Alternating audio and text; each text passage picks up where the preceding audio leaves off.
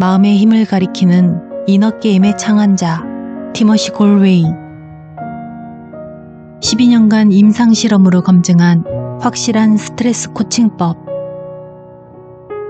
빌 게이츠 인생책 5권 중 하나. 각종 불안과 긴장과 스트레스에 시달리는 현대인들을 위한 혁신적인 스트레스 코칭법. 스포츠, 교육, 기업 경영, 음악, 의료 등 다양한 분야에 성공적으로 적용되어 왔다. 애플, 코카콜라, 롤스로이드, IBM, AT&T 같은 세계 기업들이 적극 도입한 이너게임. 안녕하세요. 책 읽는 여우입니다. 오늘은 나비스쿨에서 발간한 하루에 한 걸음씩 행복해지기란 책을 소개해드리려고 합니다. 마음의 힘, 즉 이너게임의 개념을 최초로 정립한 전설적인 코치 티머시 골웨이. 하버드 재학 당시 테니스 선수로 활약하기도 했는데요. 마음의 힘과 테니스라는 책이 주목받으면서 ABC 방송국의 프로듀서가 찾아왔고 단 20분 만에 테니스를 가르친 영상이 송출되면서 마음의 힘에 관한 그의 주장에 힘이 실리게 됩니다. 관련 사례는 이 영상에서도 다루었는데요. 어떠어떠하기에 이렇게 해야 한다 라는 여타의 행복을 다룬 자기 개발서들과는 달리 구체적인 사례와 더불어 즉시 활용 가능한 활용 팁과 코칭 도구들을 제시함으로써 맞춤 코치를 받고 스스로 개선해 나가는 느낌을 받아서 무척 친근하고 가깝게 느껴지는 책이었습니다. 이 영상에서는 불안을 이겨내기 위해 마음의 힘을 이끌어내는 방법과 실질적으로 불안에서 벗어나 행복해지는 8가지 코칭법에 대해 다루어 보았습니다. 책과 함께 내면의 힘을 발견하고 행복에 가까워지는 분들이 많아지길 바라며 책을 읽어보도록 하겠습니다.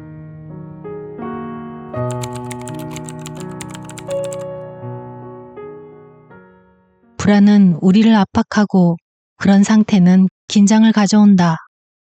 그리고 그것에 익숙해진 나머지 압박과 긴장을 삶의 일부라 여기게 된다. 압박감이 경쟁력을 드높인다고 믿는 사람도 많다. 사업가들이 종종 이런 태도를 보인다. 불안이 성공의 일부로 여겨질 수도 있다. 불안은 몸과 마음을 해친다. 일의 능률도 떨어뜨린다.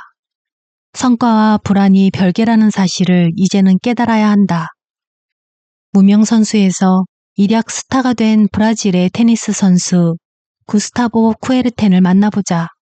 프랑스 오픈에서 극적인 승리를 거뒀을 때 수많은 기자들이 그에게 몰려들었다. 세계적인 선수들을 연거푸 상대했습니다. 경기를 할 때 상당히 긴장했을 텐데요. 그런 압박감을 대체 어떻게 극복했나요?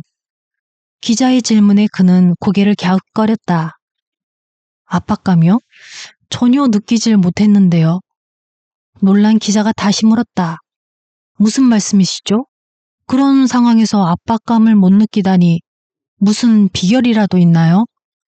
그러자 쿠에르텐이 밝은 얼굴로 대답했다. 시험 내내 너무 즐거웠어요. 뛰어난 선수들과 겨룰 수 있어서요. 자꾸 물으시니 생각은 해봤는데 압박감이 어떤 느낌인지 잘 모르겠어요. 그에겐 세계 최고의 선수들과 당당하게 겨룰 기회가 현실이었다. 그런 마음에 불안이 끼어들 여지는 없었다. 하지만 현실을 깨달았을 때 그도 다른 사람들처럼 멈칫했다. 그의 인기는 하늘 높이 치솟았다. 승리에 대한 부담감이 그를 짓누르기 시작했다. 그 후 2년 동안 그는 좀처럼 이기지 못했다. 거듭된 패배로 스스로에 대한 기대치가 낮아졌을 때 그는 비로소 마음에서 부담을 덜어낼 수 있었다. 그리고 이듬해 마침내 프랑스 오픈에서 다시 우승했다. 더 많은 기대가 더 좋은 결과를 낳는다고 다들 착각한다. 성공하기 위해서는 압박감이 필수라는 근거 없는 믿음에 우리는 떠밀려간다.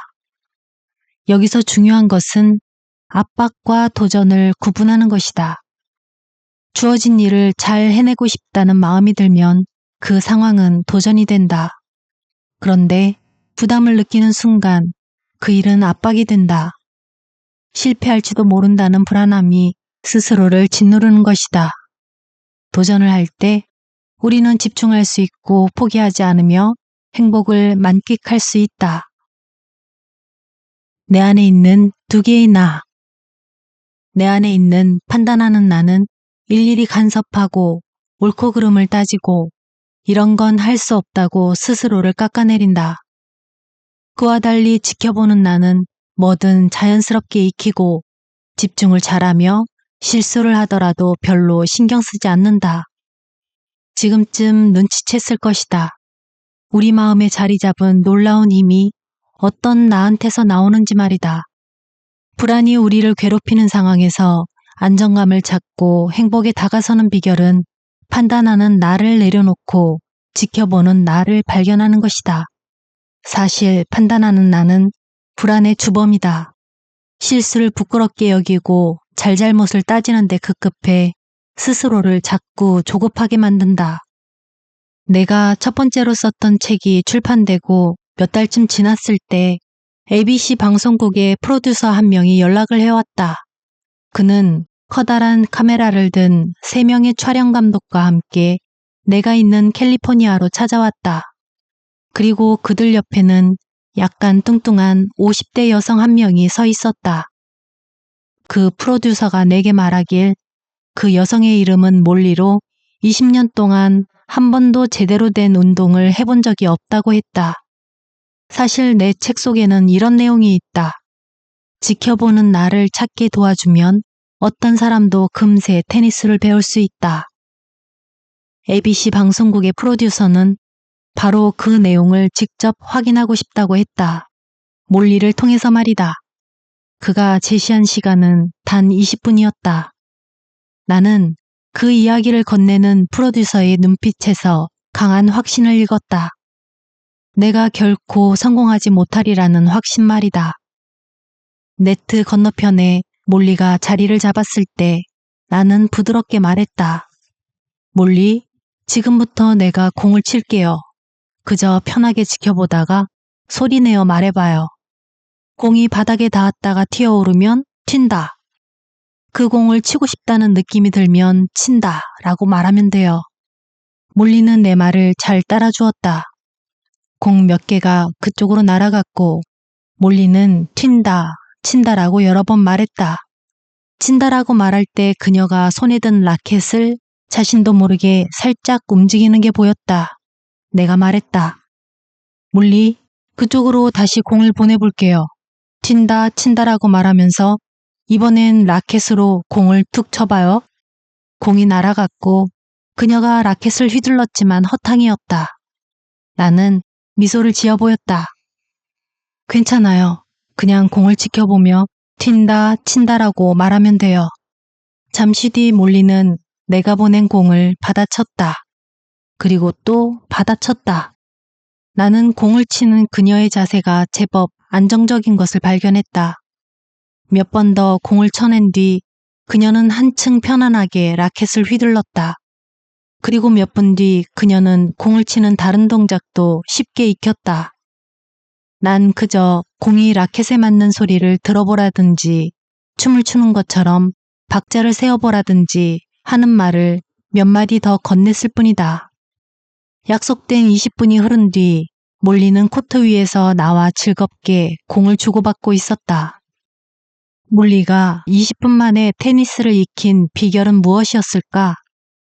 그건 바로 판단하는 나의 간섭 없이 지켜보는 나가 활약할 수 있었기 때문이다. 판단하는 나가 전면에 나서면 공포와 불안이 마음을 채운다. 그러면 근육이 굳고 집중력도 흐트러진다. 그러다 보면 눈앞의 기회를 쉽게 놓치고 스스로를 탓하게 된다. 우리가 판단하는 나의 말에 자꾸 귀를 기울이는 건 그 말이 제법 그럴듯하고 이성적으로 들리기 때문이다. 불안에서 벗어나 제대로 행복해지기. 첫 번째 방법, 멈추기.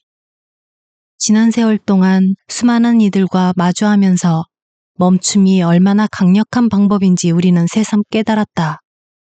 멈춤은 물러서기, 생각하기, 나아가기의 간단한 과정을 통해 완성된다. 일단 물러서서 마음을 가라앉히고 여유를 갖고 생각한 뒤 올바른 방법으로 나아가는 것이다. 물러서기.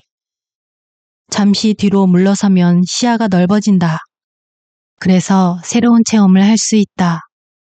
큰 기업의 대표인 조지에게도 물러서기가 제법 유용하게 쓰였다.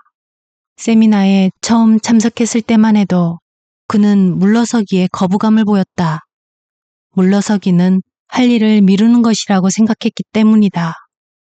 나는 그에게 힘겨운 상황과 잠시 떨어져 있는 것만으로 큰 도움이 된다고 설명했고 그는 마지못해 고개를 끄덕였다. 일주일 뒤 세미나에 다시 온 조지의 표정이 한층 밝아져 있었다. 이유를 물었더니 그가 설명해 주었다. 며칠 전 그는 한 임원이 통화를 하기 위해 대기하고 있다는 사실을 비서에게 들었다. 사실 그 임원은 문제가 터질 때마다 조지에게 전화를 하곤 했다. 비서의 말을 듣자마자 조지는 가슴이 두근거렸다. 그 임원이 저지른 일을 자신이 또 해결해야 한다는 생각에 압박감이 몰려온 것이다. 다행히 그 순간 물러서기가 떠올랐고 조지는 즉시 비서에게 말했다. 오늘은 통화할 수 없다고 말하세요. 약간의 죄책감이 들긴 했지만 이 상태로 통화를 해보았자 좋은 해결책이 나올 리 없다는 생각이 들었다. 그리고 며칠 뒤 그 임원이 다시 전화를 걸어왔다. 신기하게도 이번엔 가슴이 두근거리지 않았다.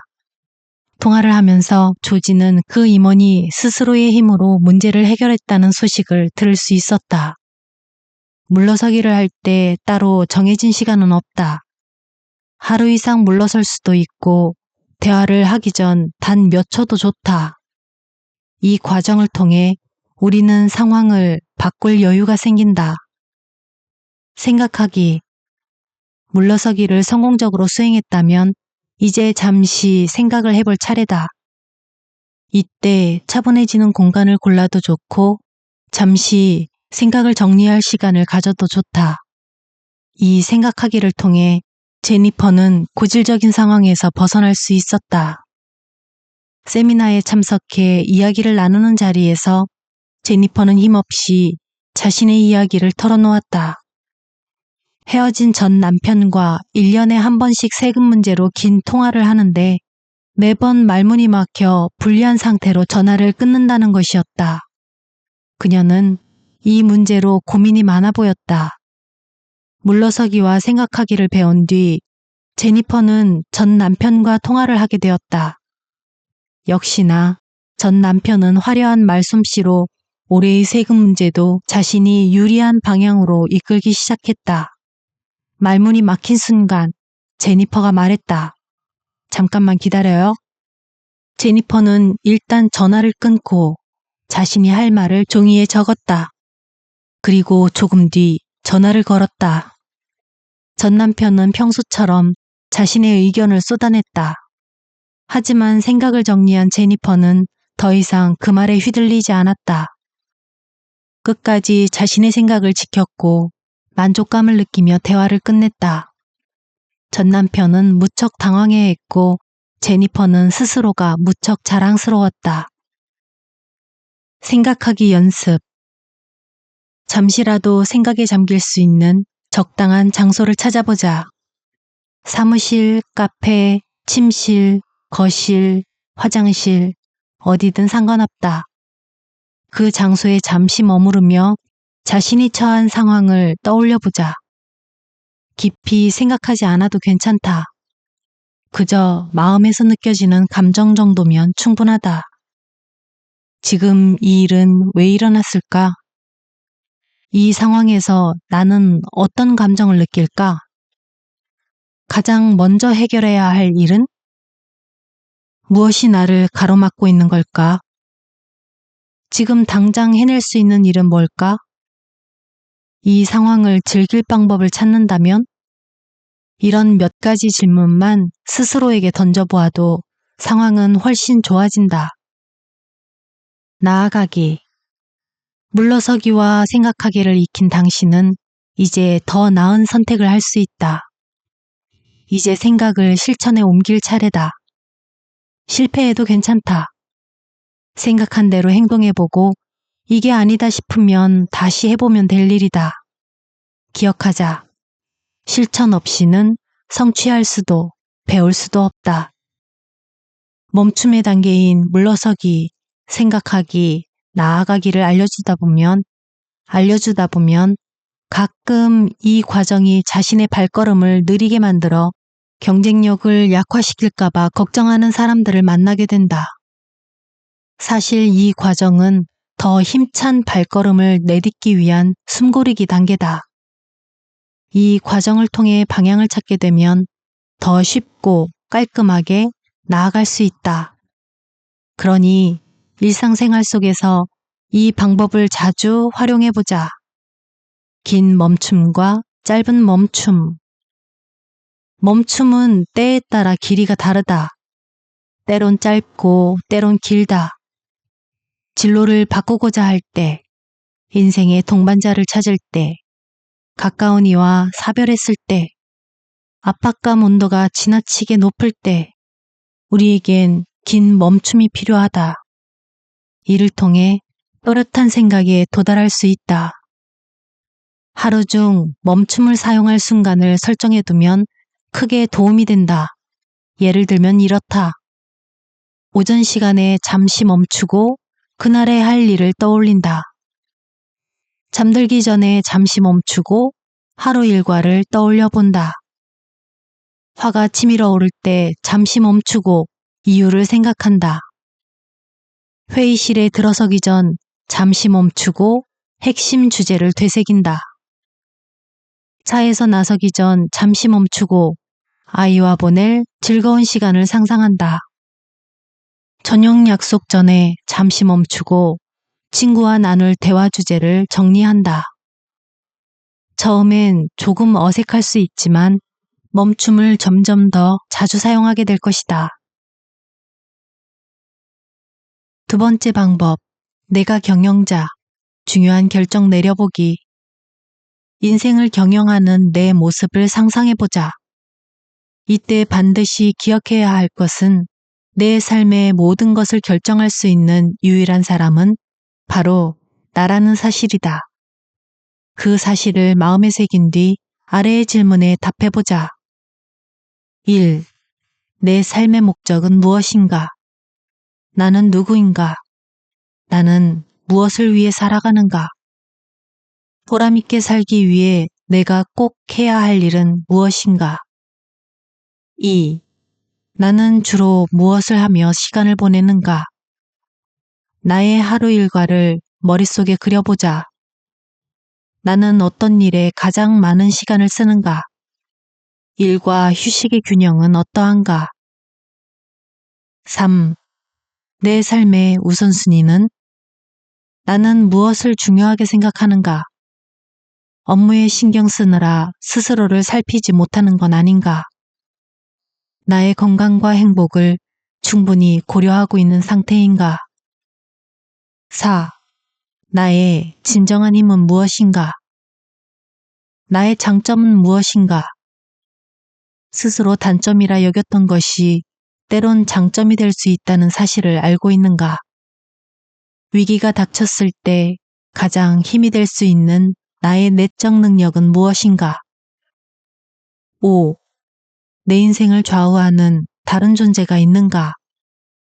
배우자, 부모, 자식, 상사, 친구가 내 인생에 허락 없이 끼어들진 않는가? 내 인생의 일부를 빼앗아간 활동이나 이념, 중독의 대상이 있는가? 6. 내 인생의 주도권을 빼앗기진 않았는가? 소중한 내 인생을 나 이외의 다른 존재가 차지하고 있지는 않은가? 인정받기 위해, 돈을 벌기 위해, 사랑받기 위해 내 삶의 주도권을 넘긴 건 아닌가? 마음의 안정을 찾기 위해 술이나 담배에 의존하고 있진 않은가? 7. 주도권을 되찾아올 방법은 무엇인가? 혹시 다른 존재에게 내 인생의 주도권을 빼앗긴 상태라면 그것을 어떻게 되찾아야 하는가?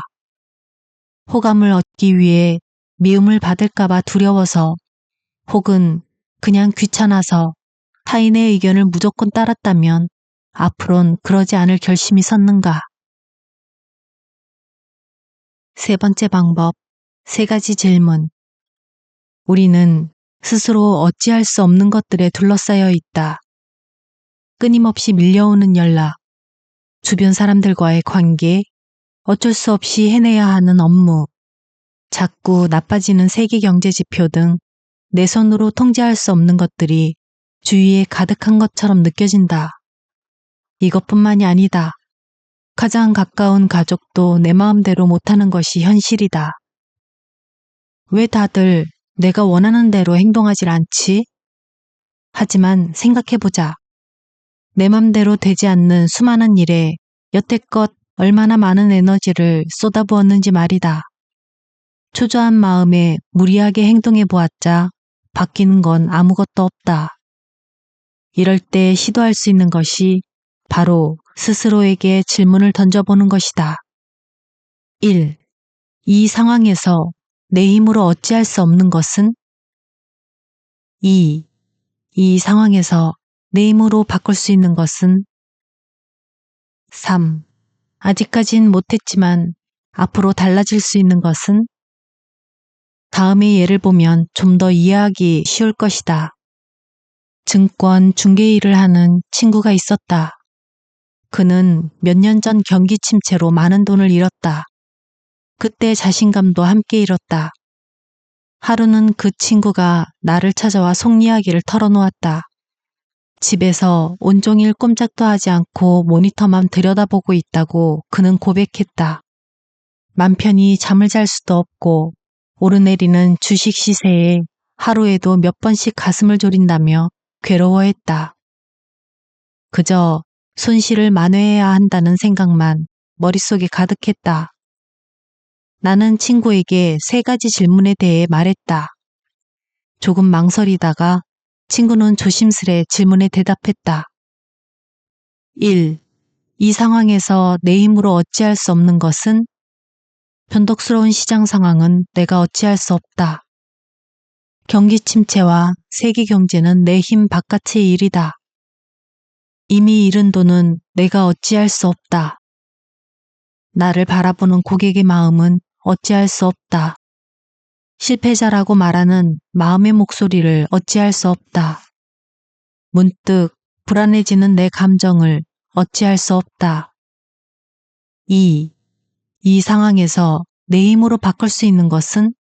주식을 언제 사고 팔지에 관한 내 생각을 바꿀 수 있다. 최악의 미래를 상상하는 내 마음을 바꿀 수 있다. 증권을 거래하는 내 능력을 키울 수 있다. 3. 아직까지 못했지만 앞으로 달라질 수 있는 것은? 지금의 상황을 있는 그대로 받아들일 수 있다. 컴퓨터를 잠시 멀리할 수 있다. 주말에 휴식을 취한 뒤 산뜻하게 일터로 돌아올 수 있다. 주식시장과 내 자신을 분리할 수 있다. 부정적인 생각을 줄일 수 있다. 불안정한 시장 상황을 고려할 수 있다. 이미 잃은 돈에 대해 덜 슬퍼할 수 있다. 편안한 마음으로 창의성을 발휘할 수 있다. 3가지 질문에 답을 하면서 자신의 힘으로 해낼 수 있는 일이 생각보다 많다는 것을 그는 깨달았다. 그리고 기쁜 마음으로 자리에서 일어났다. 3가지 질문에 답을 하다 보면 내가 어찌할 수 없는 것은 외부적 요인이고 내 힘으로 가능한 건 내부적 요인임을 문득 알게 된다. 지금 처한 상황 때문에 꼼짝없이 갇힌 느낌이 든다면 3가지 질문을 던져보자. 좋은 결과를 얻을 것이다. 4번째 방법, 새로운 마음가짐. 불안한 상황에서 평온함을 찾는 다른 방법은 새로운 마음가짐을 갖는 것이다. 우리는 살면서 예상 못한 상황과 마주치곤 한다. 그때 마음속에서 일정한 방향을 지닌 생각이 떠오르는데 그것이 바로 마음가짐이다. 세미나 참가자들은 이 마음가짐을 새롭게 하는 연습에 종종 참여한다. 방법은 간단하다. 한 사람이 걱정거리를 이야기하면 다른 사람들이 마음가짐을 제안한다. 그 가운데 가장 편안한 느낌이 드는 것을 고르는 것이다. 프리랜서 편집자인 프레드도 이 연습에 참가했다. 당시 그는 일거리가 없어서 상심한 상태였다. 벌써 몇 달째 그런 상황이 이어졌고 주위에 부탁을 해보아도 일이 들어오지 않았다. 모아둔 돈은 바닥났고 노숙자가 될지도 모른다는 불안감이 그를 괴롭혔다. 예전에도 가끔 이런 적이 있었지만 그때는 곧바로 할 일이 생겼다. 나이가 들면서 자신감도 흔들리고 있었다. 현재의 마음 상태를 묻자 그는 두렵고 사방이 꽉 막힌 느낌이라고 말했다. 이제 참가자들이 새로운 마음가짐을 제안할 차례였다. 다들 생각을 짜내어 프레드에게 도움이 될 만한 이야기를 하기 시작했다. 온 우주가 나를 돌보고 있다는 마음가짐은 어떨까요? 이제 새로운 일거리를 찾을 때가 되었다는 마음가짐은 어때요? 기존의 틀에서 벗어나 새로운 해결책을 찾아봐야겠다는 마음가짐은요? 잡지 편집으로 키워둔 창의성을 발휘해서 이번 위기를 해결하겠다는 마음가짐을 제안해요. 여러 가지 이야기를 듣고 프레드가 말했다. 마침 제 마음에 쏙 드는 제안이 있어요. 이런 마음가짐이면 편안한 느낌을 유지할 수 있을 것 같아요. 창의성을 발휘해 새로운 일에 도전해보겠다는 마음가짐을 그는 선택했다. 그리고 몇 주일 뒤 새 일자리를 구했다며 프레드가 소식을 전해왔다. 세미나 참석자들과 이야기를 나누는 자리에서 세리는 아들과의 갈등을 털어놓았다. 호르몬 불균형으로 자꾸만 살이 찌는 아들에게 어떤 말을 해보아도 먹히지 않는다며 그녀는 한탄했다. 자신의 조언을 무시하는 아들에게 화가 치밀어 오른다는 그녀를 위해 다들 지혜를 모았다. 아들을 측은하게 여겨보면 어떨까요? 끈기를 갖고 아들을 가르쳐보겠다는 마음을 갖는 거예요. 더 이상 명령을 하지 않겠다는 마음가짐은 어때요? 아들도 한 사람의 특별한 존재니까요. 다른 시각으로 아들을 바라보는 거예요. 겉모습이 아닌 마음을 보는 거죠. 여러 가지 이야기 가운데 세리는 아들을 새롭게 바라보겠다는 마음가짐을 골랐다. 몸무게에 관심을 쏟느라 아들을 인격적으로 대하지 않았다고 그녀는 고백했다. 에드가 들려준 일화도 감동적이다. 어느 날 10살짜리 손자가 울면서 학교에서 돌아왔다. 단짝 친구가 자신의 험담을 하고 다닌다며 아이는 매우 슬퍼했다. 아무도 자신을 좋아하지 않는다고 말하는 손자에게 에드가 조용히 말했다. 혹시 만약에 라는 시 들어본 적 있니?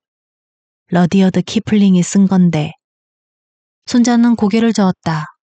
에드는 한번 찾아보자고 말했다. 손자가 인터넷을 뒤져서 그 시를 찾아냈다. 말도 안 되는 비난에도 침착할 수 있다면, 쏟아지는 의심 속에도 스스로를 믿는다면, 거짓의 속도라도 거짓말로 대하지 말고, 미움을 받더라도 미움에 굴복하지 마라. 손자는 천천히 시를 읽어내려갔다. 에드는 손자의 목소리가 조금씩 바뀌는 것을 느낄 수 있었다. 마지막 줄을 읽을 때 손자의 얼굴은 무척 환해 보였다. 손자가 그 시를 프린트하며 말했다. 침대 옆에 붙여두려고요. 5번째 방법, 마법연필. 나는 종종 마법연필을 사용해 지혜를 구한다. 빈 종이와 필기도구만 있으면 이 방식은 언제나 쓸모가 있다.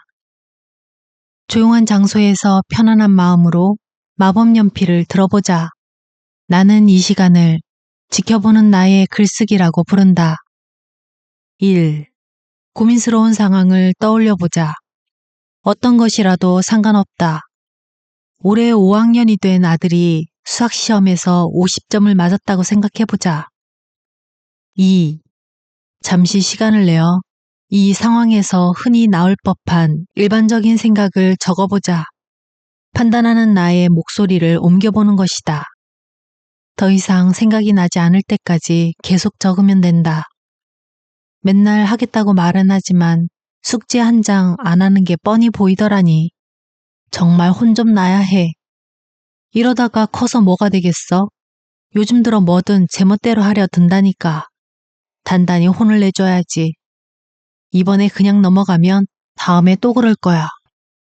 3. 판단하는 나의 목소리를 다 적었다면 잠시 펜을 놓고 쉰다. 그런 다음 다시 펜을 들고 내 안에 있는 지켜보는 나의 목소리를 종이에 담아본다. 이때 손이 가는 대로 쓰는 것이 좋다. 깊이 생각하지 말고 편하게 써내려가자. 한 번 쓴 걸 다시 읽어볼 필요는 없다. 고치겠다는 생각도 하지 말자. 그냥 적으면 된다. 아이로 산다는 게 쉽지 않을 거야. 하고 싶은 것도 많고 무엇보다 공부하는 시간은 영 재미가 없으니까. 숙제를 미뤄두고 TV를 보고 싶어 한다고 해서 아이가 나쁜 건 아니지. 누구나 그럴 수 있잖아. 놀 땐 실컷 놀고 공부할 땐 집중하기 쉬운 환경을 만들어줘야겠어. 본인이 더 속상할 텐데 점수 때문에 혼을 낼 필요는 없지. 이렇게 두 가지 목소리를 종이에 담아보면 판단하는 나와 지켜보는 나의 생각을 뚜렷하게 구분할 수 있다. 한 번은 국제적인 회의에서 이 방법을 사용했다. 여러 나라의 회계사가 모인 자리였는데 각자가 쓴 지켜보는 나의 글쓰기를 발표할 시간을 가졌다. 그때 동유럽에서 온 회계사가 조용히 자리에서 일어났다. 그는 부끄럽다고 말하며 자신이 쓴 글을 읽기 시작했다. 그가 써낸 것은 아름다운 시였다. 그 자리에 있던 모든 사람들이 큰 감동을 받았다. 지켜보는 나는 이렇게 놀라운 일을 해내곤 한다. 6번째 방법, 입장 바꿔보기. 불안하고 긴장된 상황에서 평안을 찾기 위한 다른 방법은 입장 바꿔보기다. 이 방법은 사람과의 관계에서 매우 쓸모가 있다. 나와 남, 누구를 막론하고 말이다. 우리는 모두 자신만의 기준으로 다른 일을 바라본다. 그러면서 오해가 생기고 생각의 틈이 벌어진다. 다행스럽게도 인간은 뛰어난 공감 능력을 지니고 있다. 이 능력을 사용하면 납득할 수 없었던 다른 사람의 행동이 생각보다 쉽게 이해되곤 한다. 입장 바꿔보기를 하는 방법은 간단하다. 자신이 다른 사람이 되었다고 상상하며 다음 3가지 질문을 던져보는 것이다. 지금 나의 생각은? 지금 나의 기분은? 지금 내가 원하는 것은? 이 질문이 모든 것을 해결하지는 않는다. 하지만 적어도 상대가 무슨 생각으로 그런 말과 행동을 했는지 짐작할 수 있다. 그리고 대화의 폭도 넓어진다. 상대의 의견에 동의하진 않더라도 왜 그런 생각을 하는지 이해하려는 노력은 어떤 경우에도 긍정적인 결과를 가져온다. 지혜로운 인디언의 격언을 기억하자. 다른 사람의 목화신을 신고 1마일 이상 걸어보기 전에는 절대로 그 사람을 판단하지 마라. 소프트웨어 회사에서 영업관리직으로 일하던 대리과의 대화가 기억난다. 당시 그는 상사의 공격적인 관리 방식에 심한 좌절감을 느끼고 있었다. 그렇게 행동하는 이유를 묻자 대리기 내뱉듯 말했다. 그냥 형편없는 사람인 거죠. 나는 대리에게 입장 바꿔보기를 해보자고 제안했다. 탐탁치 않아 했지만 대리는 마지못해 고개를 끄덕였다. 내가 말했다. 당신은 지금 상사가 되었어요. 책상에 앉아서 영업 관리자인 대리과 마주보고 있지요. 상사가 된 나는 지금 어떤 생각을 하고 있을까요? 지난해보다 매출이 20% 떨어졌으니 어떻게든 다시 올려야겠다는 생각이 드네요. 그렇군요. 그럼 지금 어떤 기분인가요? 불안해요. 매출 하락 때문에 이 자리에서 쫓겨날 것 같아서요. 힘들겠어요. 지금 당신이 대리에게 원하는 건 뭐죠? 이 혼란에서 나를 구해줬으면 좋겠어요. 혼자서 해결할 수 있는 일은 아니니까요. 이처럼 입장 바꿔보기는 예상 밖의 깨달음을 전해주곤 한다. 가족과의 관계에서도 이 방법은 쓸모가 있다. 단, 이 같은 노력을 통해 상대를 교묘하게 조정하려는 동기가 없어야 한다. 타인을 이해하려는 진심 어린 열망이 있을 때 입장 바꿔보기가 효과를 발휘하기 때문이다. 7번째 방법, 새로운 의미. 이번 방법은 우리 눈앞에 놓인 안경과 관련이 있다. 우리는 모두 남들에게 보이지 않는 안경 하나씩을 쓰고 있다. 그 안경을 통해 세상을 바라보며 각자의 방식대로 사건을 이해한다. 남들이 뭐라고 하든 말이다. 대표적인 예가 고정관념이다. 다음 이야기를 들어보자. 추수감사절이 다가오면 어느 집에서나 근사한 칠면조 요리를 내놓는다. 그의 집도 마찬가지였다. 아내는 언제나 칠면조 몸통만 구워서 내놓았다. 다리는 전부 제거한 채 말이다. 하루는 남편이 물었다. 여보, 왜 항상 칠면조 다리를 자르는 거요? 우리 엄마가 항상 이렇게 하셨는걸요. 얼마 후 오랜만에 만난 자리에서 그가 장모님에게 물었다. 정말 궁금해서 여쭤봅니다, 장모님. 왜 칠면조 요리를 할 때 다리를 잘라내시는 건가요? 내 어머니에게 배운 방식이라네. 그분은 대단한 요리사였지. 다행스럽게도 아내의 외할머니는 살아계셨다. 궁금해진 남편은 그분에게 직접 전화를 걸었다. 긴 안부 인사 끝에 칠면조에 관해 묻자 외할머니가 유쾌하게 대답했다. 맞아. 예전엔 요리할 때 칠면조 다리를 잘라냈었지. 오븐 크기가 워낙 작아서 다리를 잘라야만 쏙 들어갔거든. 새로운 의미 부여해보기. 우리가 만나는 단어도 마찬가지다. 다들 자신만의 모양으로 단어를 재단한다. 습관적으로 잘라내는 칠면조 다리처럼 말이다. 중요하게 생각하는 단어에 새로운 의미를 부여하는 것만으로 마음의 평온을 얻을 수 있다. 세미나에서 다루었던 단어의 예를 살펴보자.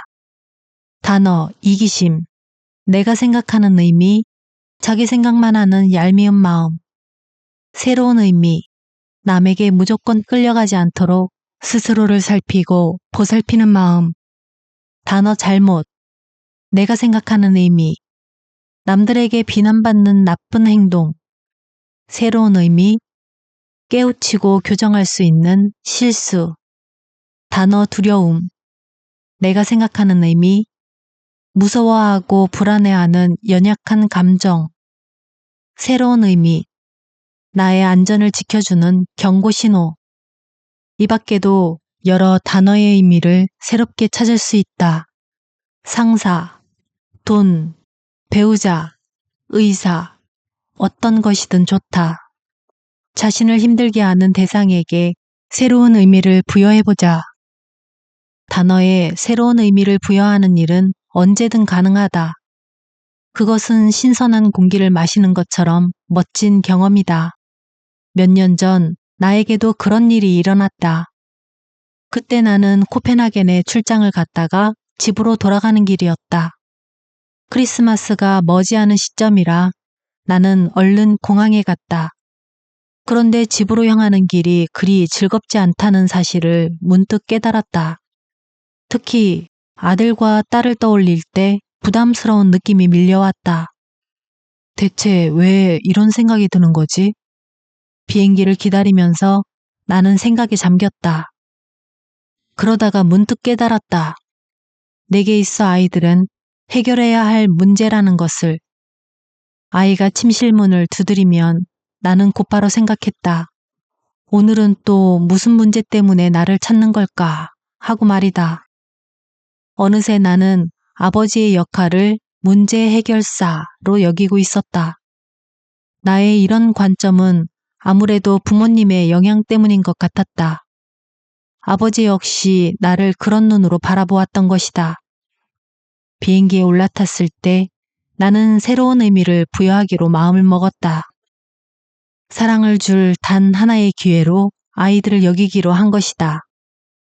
아이들은 바뀐 게 없는데 새로운 의미가 주어진 것만으로 모든 상황이 순식간에 변했다. 얼른 집에 가서 아이들과 만나고 싶다는 생각이 들기 시작했다. 그해의 크리스마스는 여느 때보다 즐거웠다. 그리고 침실문을 두드리는 소리가 들렸을 때 놀라운 일이 벌어졌다. 방으로 들어온 존재는 해결해야 할 문제가 아닌 내가 아끼는 사람이었다. 8번째 방법. 배성질 삼각형. 배성질 삼각형은 한 참가자가 던진 예리한 질문에서 시작되었다. 그래서 마음의 힘이 실제로 하는 일은 뭔가요? 그는 단순한 대답을 원했다. 잠깐 동안 나는 곰곰이 생각했다. 그리고 마음의 힘으로 돌파구를 찾은 이들을 떠올리며 이렇게 답을 했다. 마음의 힘은 다음 3가지를 가능하게 해줍니다.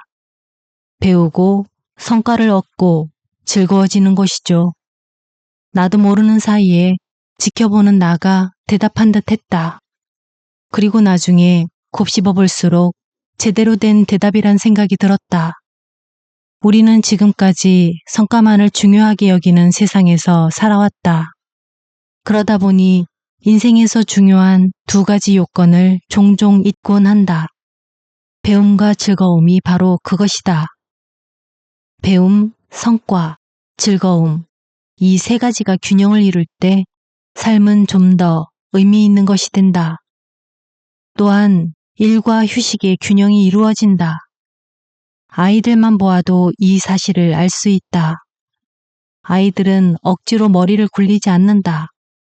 그저 자신의 삶 속에서 기꺼이 배우고 성과를 거두며 가식 없이 즐거워한다. 배성질 삼각형은 3가지 요소를 나열하기 위한 것이 아니다. 우리 삶에서 이 3가지가 꼭 필요하다는 깨달음을 보여주는 것이다. 배움, 성과, 즐거움. 이 3가지가 조화를 이룰 때 삼각형은 유지되고 우리는 행복해질 수 있다. 배, 성, 질 삼각형의 3 요소를 간단히 설명하면 다음과 같다. 배움, 주어진 환경에서 얻는 깨달음. 성과, 배운 것을 실천하는 행동. 즐거움, 행동을 통해 깨닫는 기쁨. 세미나에 참가했던 한 여성이 직장에서 전화 한 통을 받았다. 아들이 오늘 정학을 당했으니 바로 데려가라는 연락이었다. 그녀는 이혼한 뒤 혼자서 아들을 키우고 있었다. 학교를 향해 차를 몰면서 그녀의 마음속에 불안과 분노가 동시에 몰려왔다. 제대로 신경 쓰지 못했다는 죄책감과 고생하는 엄마를 몰라주는 아들에 대한 원망이 함께였다. 그때 문득 그녀의 머릿속에 배성질 삼각형이 떠올랐다. 그녀는 곰곰이 생각했다. 일단 지금 상황에서 무엇을 배울 수 있을까 스스로에게 물어보았다. 그래, 아들이 오늘 하루 정학을 당한 건 사실이야. 아들은 이미 수업을 듣지 못했고 이 상황에서 내가 따로 할 수 있는 건 없어. 나는 그동안 너무 바빴고 아들의 이야기에 귀를 기울이지 못했어. 그래서 학교 생활에 대해서도 잘 몰라. 왜 정학을 당했는지도 아직 물어보지 못했고 말이야. 그 상황에서 얻은 배움으로 그녀가 할 일은 간단해졌다. 오랜만에 직장과 학교에서 벗어나 단둘이 오붓한 시간을 보낼 기회가 생긴 것이다. 엄마가 웃으면서 학교에 도착해 근사한 식당에서 점심을 먹자고 말했을 때 아들이 얼마나 놀랐을지 상상해보자. 그들은 다정한 대화를 나누었고 이러한 성과는 곧 즐거움으로 이어졌다. 그날 그녀는 아들에 대해 많은 것을 알 수 있었다. 많은 경우 우리가 느끼는 불안은 배움, 성과, 즐거움의 불균형에서 비롯된다. 배움만 얻고 행동하지 않거나 오직 성과만을 강조하거나 성과에서 즐거움을 얻지 못했을 때 삶의 의미가 채워지지 못하는 것이다. 가족 사이의 갈등, 해야 할 일, 체중 감량 등 어떤 경우에도 이러한 불균형이 일어날 수 있다. 힘겨운 상황이 발생했을 때 잠시 숨을 고르고 배성질 삼각형을 떠올려보자. 우리는 잘 해낼 수 있다. 그 사실만 믿으면 된다. 낭독은 여기까지입니다. 어떠셨나요? 책이 생각보다 얇아서 우려스러웠는데 내용은 군더더기 하나 없이 불안을 제거하고 행복해지자 라는 주제에 딱 걸맞았던 것 같습니다. 부적응적 완벽주의 성향이 좀 있는 저에게는 불안과 긴장이 늘 삶의 일부처럼 느껴졌는데요. 영상에서 소개된 불안 제거 8가지 방법은 보이는 곳에 붙여두고 틈틈이 되새겨볼 법한 그런 방법들이었습니다. 가장 중요한 건 연습을 통해서 판단하는 나가 아닌 지켜보는 나가 실생활에 자주 등장해야겠죠. 영상을 마치기 전 오늘은 나무를 하나 그려볼까 합니다. 믿음직한 안정감을 주는 나무인데요. 그린 다음 무슨 나무인지 설명드릴게요. 종이와 펜을 준비하실 수 있는 분은 준비하시고 첫 번째, 먼저 이렇게 나무를 그려줍니다. 뿌리도 곳곳에 그려주고요. 쓱쓱. 잘 그리실 필요는 없습니다. 제 그림의 구할은 색연필입니다. 두 번째, 나의 삶에 안정감을 주는 요소들을 뿌리 곳곳에 적어 넣습니다. 무엇을 적을지 모르겠다면 이게 없다면 나는 불안할까? 라는 질문을 던져보면서 각 요소의 중요도에 맞춰서 뿌리의 깊이와 두께를 정해봅니다. 저는 비슷비슷하죠? 분석하지 마시고 그저 자연스럽게. 세 번째, 위쪽에 비와 번개, 바람처럼 나무를 위협하는 요소를 살짝 그려 넣어 볼게요. 번개가 번개처럼 보이진 않지만 왠지 추억의 밥아저씨 된 느낌인데요. 참 쉽죠잉? 자, 이렇게 한 다음에 나의 안정감을 뒤흔드는 요인을 하나씩 표시해 줍니다. 이때 마음을 괴롭히는 판단하는 나의 목소리를 넣어도 좋아요. 네 번째, 슬슬 나무에게 불어닥칠 시련들이 올 차례겠죠? 다음 질문에 스스로 답하며 나무가 지닌 전반적인 힘을 가늠해보죠. 나의 안정감은 어떨 때 무너질까? 나의 나무를 쓰러뜨릴 강력한 사건은 무엇일까? 다섯 번째, 이제 나무가 지닌 안정감의 뿌리를 들여다볼 차례입니다. 편안히 앉아서 자신이 그린 그림을 바라봅니다. 많은 분들이 안정감의 뿌리와 불안의 원인에 같은 것이 적혀 있을 가능성이 높습니다. 예를 들어, 직업은 살아가는 의미와 경쟁력을 함께 만족시키는 뿌리입니다. 하지만 해고당할지 모른다는 두려움, 직업을 잃었을 때의 상실감을 떠올려보면 불안의 원인이기도 합니다. 뿌리 중 하나가 신체적 건강이라면 심각한 병이 찾아왔을 때 안정감이 흔들릴 것이고 가족도 마찬가지입니다.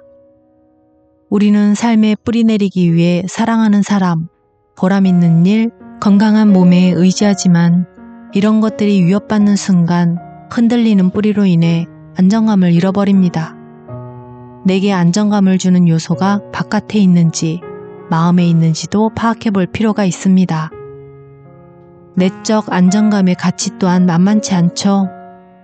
자신의 나무를 그려보는 일은 현재 상황을 파악하는 데 도움이 많이 됩니다.